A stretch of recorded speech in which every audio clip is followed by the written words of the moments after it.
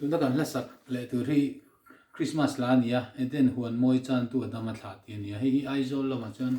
an satam lo kop me chim lo ma chuan lung le te chuan an san sa kop me Christmas lai ten chang khat na le chang thum na hi kana sa do an eden huan mo chan tu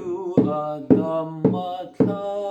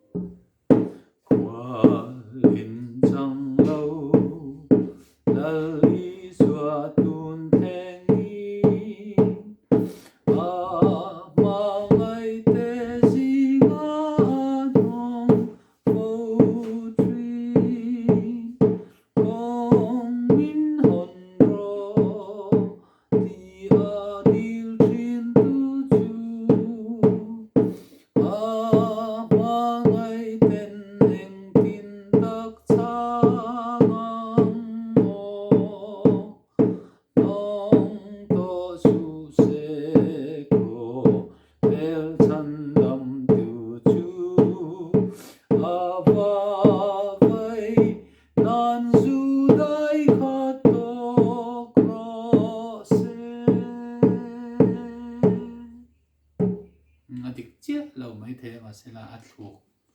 cho là thiếm lâu ta cho là thiểm thầy ốm mẹ